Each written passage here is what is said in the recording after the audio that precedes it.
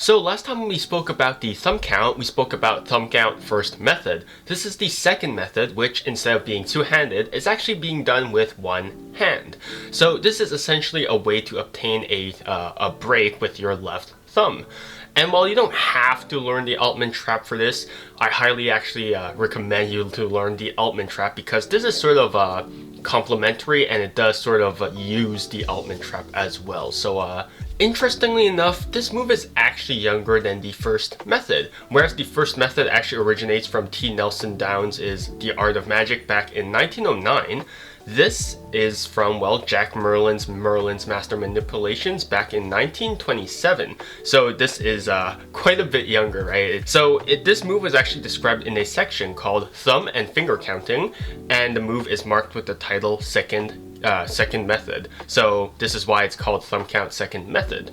And honestly, I think this move has been used as much as the first method throughout like Magic history. So we can actually see it in multiple other card magic publications. So this was used in the EV Invisible Double Lift from Magic of the Hands by Edward Victor back in 1937.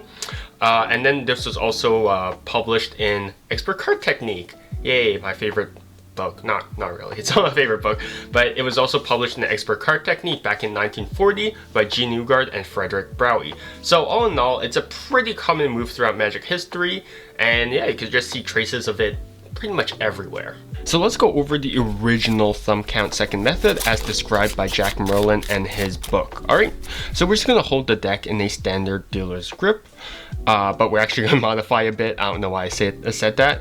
So what we're going to do is that we're actually just going to curl in our index underneath of the deck, just like so. Jack Merlin actually recommends you to actually just curling your index closer to the left side of the deck, so closer to your thumb, like so. So the whole purpose of your index actually being curled in is to apply counter pressure to the deck. But me personally, I can apply the same amount of counter pressure if I just didn't move my index as well.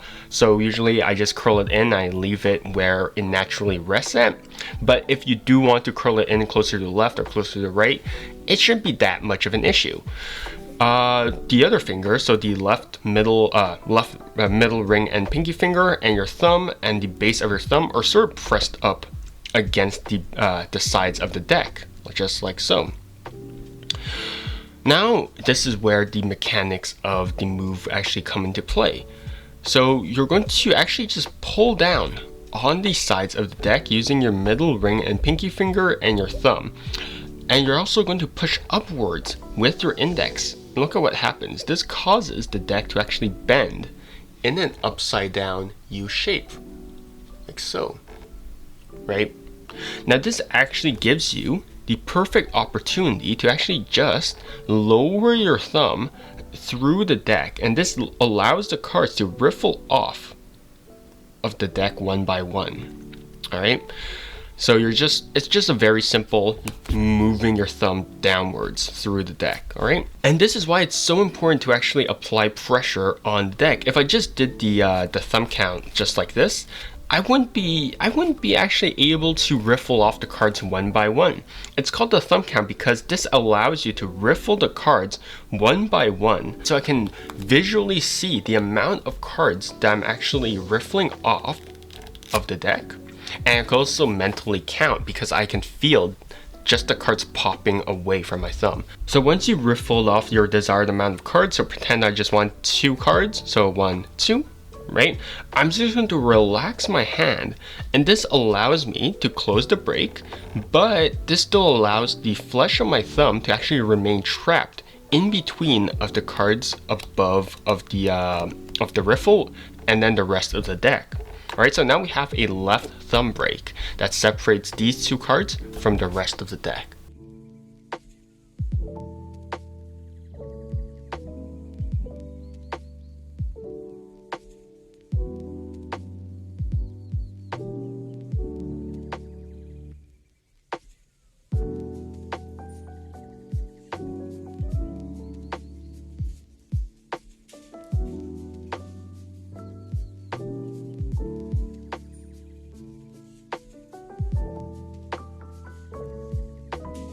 What's really interesting about this move is that you can actually do it without curling in your index. So one thing that I really don't like about magic moves in general is that you have to do grip changes.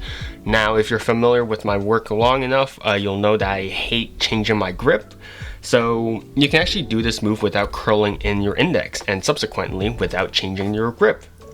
So you actually just do the same thing as before. So you just press your fingers up against the deck, and then you just pull down with these fingers.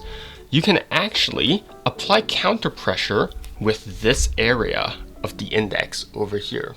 Right, so if you can actually see my dealer's grip, if I just pull down, you can actually see that the third phalange, which is around this area, and the second phalange, so the center of both of these fingers over here, of these segments over here, are applying counter pressure to the deck. So this section is replacing where my curled index should be, right? So it's just applying counter pressure like so.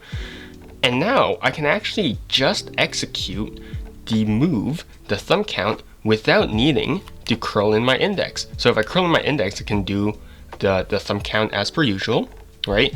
But even if I don't curl in my index, I can still apply that counter pressure, get that same U shape, upside down U shape over here, and I can still riffle off one and then two cards. And then I can do the exact same thing, which is relax the hand and then get a left thumb break.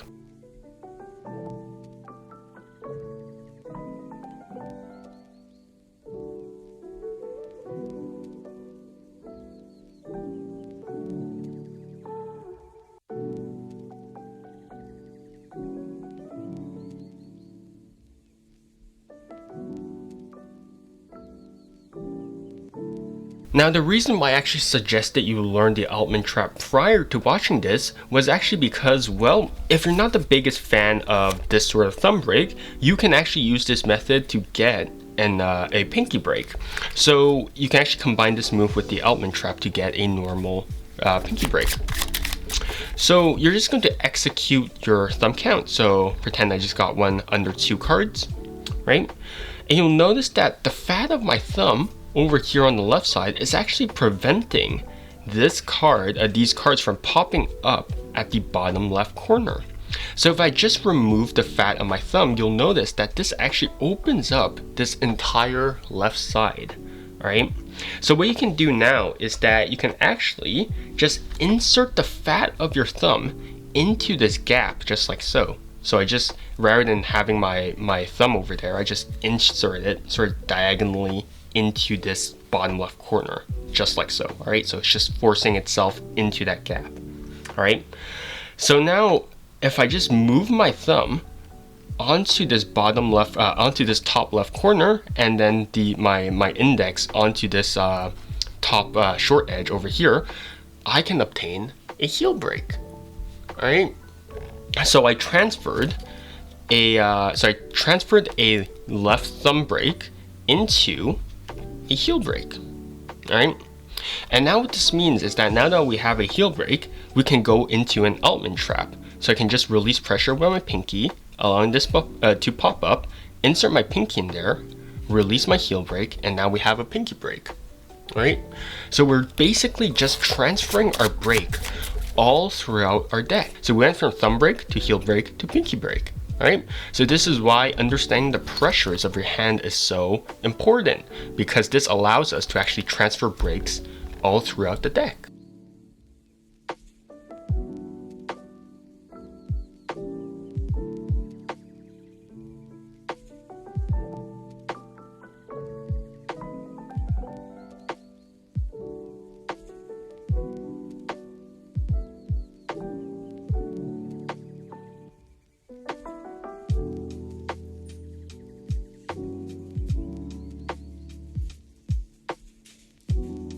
Now, one thing you'll see on social media and people in real life sometimes do is that they do the thumb count second method as is. So they just hold the deck normally, right, in this same exact plane, and then they do the thumb count, which doesn't look bad because you're viewing it from my angle, but if you're viewing it from a spectator's angle, you'll see this,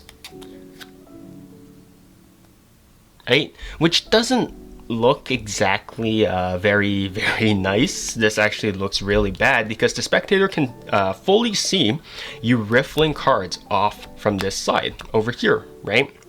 So the best angles for this move is actually from the right. So from the right side over here, you can see me. You can still see the cards pop up, but less, right? So that's our thumb count. From the back, so this is it from the back. Okay. From the top, so where we were looking at it from this entire time, just like so, and then from the bottom. Now you might notice that you can't exactly shift your hand to the right or to the back to have the best angles, right? Because you have to break your wrist to that. Like if you're performing like from this angle, you can't really shift your wrist like that, right? That's really bizarre. So your best bet is actually to do the move from the bottom angle. And this is something that Michael Vincent actually suggested. So what you're actually just going to do is you're just going to turn your wrist and turn your deck face down. This allows you to actually just do the thumb count with the best angle possible. Because now what you realize is that you're actually opening the thumb break towards yourself. And realistically, there shouldn't be anyone who's really, well, looking over your shoulder. And even if they're looking over your shoulder, they're still going to be able to see this, this bottom card over here. And the spectators are also seeing the move from the right angle, right? You're just shifting your hand, so now they're seeing the best angles, all right? So that's something also about angle control is that you don't have to obviously, you don't have to always conform the deck. You don't have to conform the move to the spectator's best angle. You can conform the deck and by extension the move to their viewing angle, if that sort of makes sense, right? So the deck is malleable, if that sort of makes sense, all right? So you have your palm down, the deck face down, and this allows you to do the thumb count with the best method, with the best angle, just like so, right? So you can see it from the right side. You also can't see it, right? So it's basically covered now from every single direction. So this is something that Michael Vincent actually suggested. So this is a move meant to be done while talking or during a period of relaxation, much like your other counts. And so what context allows you to get into this sort of particular position is that if you're just talking, so for example, you're just having your arms crossed and you're just interacting with someone, then just do your thumb count, right? Just do your thumb count. And also as an extra tip, please don't look at your hands while doing the move. It pretty much gives away the fact that you're doing a move, right? If I'm doing like a thumb count, I'm like, oh, did I hit like the amount of cards? Oh no, I went past it, right? Just practice it to a degree where you can mentally count the amount of cards that you've riffled off of, and just trust your sense of touch, right? So if I look away right now, I know for a fact that's 1, that's 2, that's 3, and even if I riffled off too much, right, that's 5, I believe now, right? So 1, 2, 3, 4, 5, right? So just get to a point where you can actually feel the difference, right? Now, just as a little bonus to this video, this is from a book called I Won't Play Cards With Him back in 1931 by William Larson. It's highly likely that this idea was used before him, but I still want to shout him out, sorry, just because he was the first to publish this, all right? So yeah. So this is an idea called insertion stacking, all right? So what this is that it's actually an idea to stack cards while you're inserting cards into the deck, all right? So the idea is that you have multiple cards taken out of the deck, or just one. I'll just use one for now, all right? You raise your deck up to chest level, so the spectator can see cards like so, right? So they're seeing it from here. So again, pretend this is my chest. They're seeing it from this level over here, right? So you raise the deck up to chest level so that you have an optimal angle for your thumb count. So we're shifting the bottom angle to them, all right? You can also sort of turn your body off to the right, sort of like an Edward Victor tilt, but I like raising the deck up since I don't really like turning my body away, all right? So under the guise of inserting the card into the deck, like so, you're actually just going to execute the thumb count second method. So pretend I want this card to actually be fifth from the top. So what I'm going to do is I'm actually going to riffle off 1, 2, 3, 4. So now that I have riffled off 4 cards, this means that I have my ace of spades. I can actually just insert it into the thumb break over here. So now this puts this card directly in the 5th position from the top. But what they're actually seeing is from this angle. So this might look a bit jank because I'm twisting my wrist. So what they're seeing is this, right? I'm going to take my ace of spades. Oops, sorry. I can't really do the thumb count from this particular position. So I'm going to take my ace of spades. I'm actually just going to insert it into the deck over here. Now there's several advantages to actually having the deck in chest level. Is that, well, one, they can't actually tell where you're actually placing the card, right? So it looks like it's deeper into the deck, but in reality, it's actually pretty close to the top over here, right? And the second advantage is, again, they're looking at the thumb count from the best viewing angle, so they won't be able to see you riffling cards off of the top of the deck, right? They might see a little pop here and there, but generally you shouldn't have any problems with that.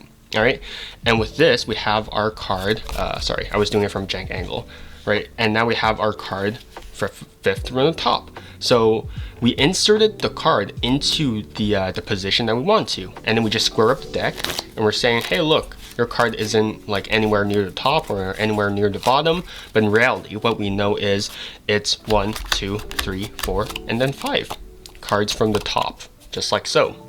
Right? Now what's really interesting is that you can also do this move with multiple cards. So we have all of our aces taken out of the deck. So pretend you want every ace to be the 5th card.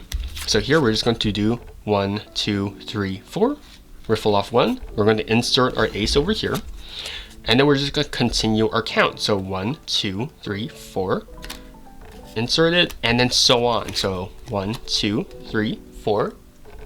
Insert another ace, and then 1, 2, 3, 4. And then you could just fan out the aces and be like, hey, look, they're scattered throughout the deck, right?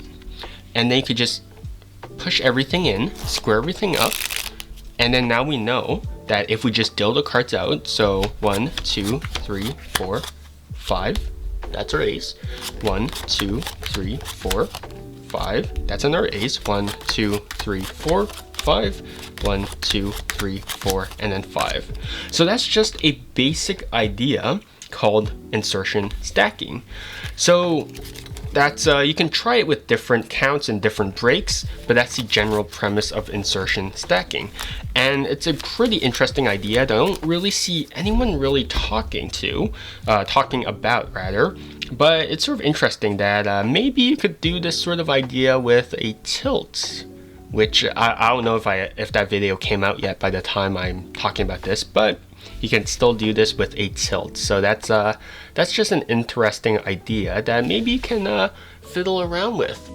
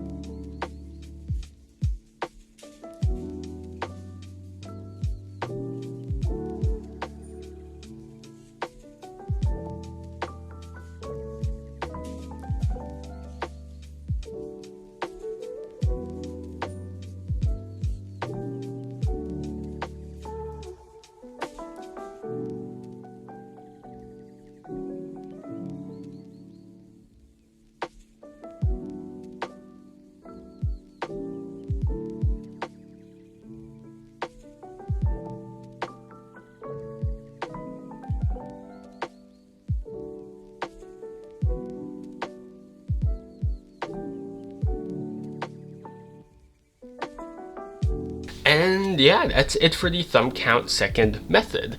Now, if you're interested with the thumb count second method, there's a couple of resources that I can recommend you, even though it's basically scattered throughout magic literature.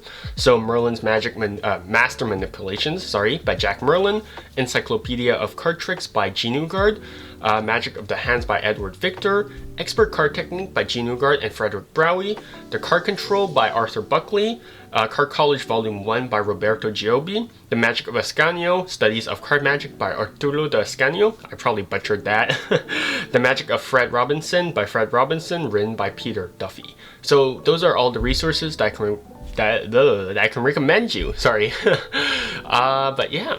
And that's the thumb count second method. It's, again, like the first method, it's a very simple move, but you can see the additional touches, and with the introduction of insertion stacking, that this has a lot more potential than you really think, right? One thing that I realized throughout my Magic is that even though I'm a move monkey at heart, right, I'm doing things like undertow and things that are really like impractical, right? Oftentimes I find myself that I return to the basics a lot, right? So nothing will ever fundamentally replace like the basics, right? The foundations, right? And simplicity is what everyone at some level will strive towards, right? Because at some point you're going to be doing all these crazy stuff, and then you're going to realize, yeah, this is a lot of steps to accomplish what should have been really simple, and then you're working back towards becoming more and more simple. So it's just sort of a life cycle of you're starting off, and then you're like, oh, I want to learn all the difficult stuff. Oh, I want to simplify all my stuff. So we're having this cycle, and everyone goes through that cycle as well. So I hope that you don't neglect this move just because it's like basic. I hope that you actually treat this move and all your other basic moves with respect, and yeah, because they are a necessity and they are necessary for every like fundamental piece of Magic, let's just say. But yeah, that's gonna be it for me today. Yeah, stay healthy, stay safe, and see you guys next time.